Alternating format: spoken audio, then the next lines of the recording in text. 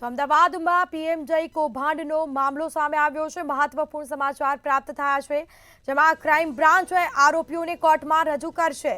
તો ચકચારી પીએમ જય કૌભાંડનો મામલો સામે આવ્યો, જેમાં ક્રાઇમ બ્રાન્ચ આરોપીઓને કોર્ટમાં રજૂ કરશે। સરકારને મોટા પાયે ચૂનો લગાડવાનો આખરે પર્દાફાશ કરવામાં આવ્યો છે। તો પીએમ જય કૌભાંડમાં 6 આરોપીઓની ધરપકડ કરવામાં આવી હતી।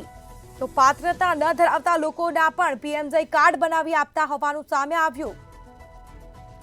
આરોપીઓએ 3000થી વધારે લોકોને કાર્ડ બનાવી આપ્યા હતા, જેમાં હેલ્થ વિભાગની ખામીનો આરોપીએ ફાયદો ઉઠાવ્યો છે। તો નકલી પુરાવા ઉભા કરીને અસલી કાર્ડ બનાવનારનો આ કારોબાર સામે આવ્યો અને આખરે પીએમ જય કૌભાંડનો પર્દાફાશ થયો। વધુ વિગતો સાથે સંવાદદાતા વિશાલ મહેતા ફોન લાઈન પર જોડાયા છે। જી, આખું જે પીએમ જય કૌભાંડ ઝડપાયું છે અને આરોપીઓને આજે કોર્ટમાં રજૂ કરવામાં આવશે, શું છે વધુ વિગત?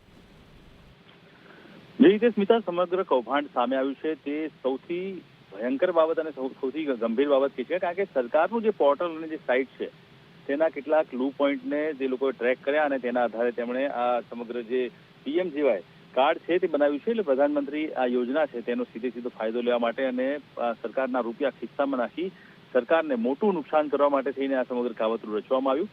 આ કાવતરું ના માત્ર ગુજરાતમાં પરંતુ સમગ્ર દેશભરમાં ચાલી રહ્યું છે અને અનેક લોકો આની અંદર જોડાયેલા છે। અત્યારે હાલમાં આ સમગ્ર કૌભાંડની અંદર સામે આવ્યું છે કે આ કાર્ડ માત્ર 5 મિનિટમાં પેશન્ટોને બનાવી આપવામાં આવતું હતું અને આ કાર્ડ ના માત્ર ખ્યાતિ હોસ્પિટલના સંચાલકો બનાવતા હતા, પરંતુ તેનો ઉપયોગ અન્ય હોસ્પિટલો અને દેશભરમાં અલગ અલગ જગ્યાએથી પણ કરવામાં આવ્યો છે। આ બાબતની ખાતરી કરવા માટે અમદાવાદ ક્રાઇમ બ્રાન્ચના ડીસીપી અજીત રાજ્યન અને સાથે જ જેસીપી શરદ સિંગલે પણ તે ખરાઈ કરવા માટેની કવાયત હાથ ધરી હતી અને શરદ સિંગલ જેસીપી પોતે પણ પોતાનું જે કાર્ડ છે તે માત્ર 5 મિનિટમાં બનાવ્યું હતું અને ખરાઈ કરી હતી કે આ સમગ્ર કૌભાંડ ચાલી રહ્યું છે અને તેની પાછળ કેટલાક લોકો સંડોવાયેલા છે। જેમાં અત્યારે હાલમાં જોવા જઈએ તો વેલ્થ વિભાગની જે પોર્ટલની ખામી છે તેનો ઉપયોગ કરી અને તેનો ફાયદો ઉઠાવી આરોપીઓએ આ સમગ્ર કૌભાંડને હાથ ધર્યું। આ સમગ્ર કૌભાંડમાં જોવા જઈએ તો એન્સર કોમ્યુનિકેશનને ગુજરાત સહિત અન્ય રાજ્યોનો કોન્ટ્રાક્ટ આપવામાં આવ્યો છે અને તેને લઈને જ એન્સર કોમ્યુનિકેશન પાસે કેટલાક ફીચર્સ અને કેટલાક જે પાયાના જે કહી શકાય કે કોડ હતા તેનો ઉપયોગ કરીને તે આ કાર્ડ બનાવતો હતો। અત્યારે હાલમાં આ સમગ્ર પ્રકરણની અંદર નિમેશ કરીને જે આરોપી પકડાયો છે તેની પાસેથી 3000 કાર્ડ મળી આવ્યા છે। સાથે જ અશફાક અમદાવાદમાં કાર્ડ બનાવતો હતો, ઇમ્તિયાઝ પકડાયો છે તે ભાવનગરમાં કાર્ડ બનાવતો હતો, ઇમરાન પકડાયો છે તે સુરતમાં કાર્ડ બનાવતો હતો। આમ કુલ 6 લોકોની ધરપકડ કરવામાં આવી છે અને જે એન્સ્યોર કોમ્યુનિકેશન છે તેનો હેડ છે તેના હેડની પણ ધરપકડ કરી લેવામાં આવી છે।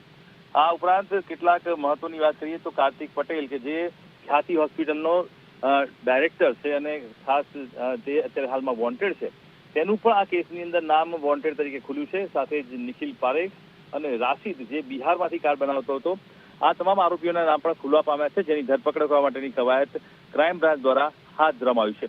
ધરપકડ કરાયેલા 6 આરોપીઓને અત્યારે હાલમાં નામદાર કોર્ટમાં રજૂ કરવામાં આવશે। તેમના 7 દિવસના રિમાન્ડની માંગ કરવામાં આવી છે અને તેના આધારે પૂછપરછમાં મોટા ઘટસ્ફોટ થાય અને સમગ્ર કાવતરામાં અન્ય કોણ સામેલ છે અને કેવી રીતે તે લોકો આ કાર્ડ બનાવવા માટે સમગ્ર પ્રકરણને હાથ ધરતા હતા અથવા તો કૌભાંડ કરતા હતા તેની વિગતો બહાર આવે તેવી શક્યતાઓ હાલ સેવાઈ રહી છે। જી, બિલકુલથી તમામ જાણકારી આપવા બદલ આપનો આભાર। તો આરોપીઓએ 3000થી વધારે લોકોને કાર્ડ બનાવી આપ્યા હોવાનું સામે આવ્યું છે અને ક્રાઇમ બ્રાન્ચ આરોપીઓને કોર્ટમાં રજૂ કરશે।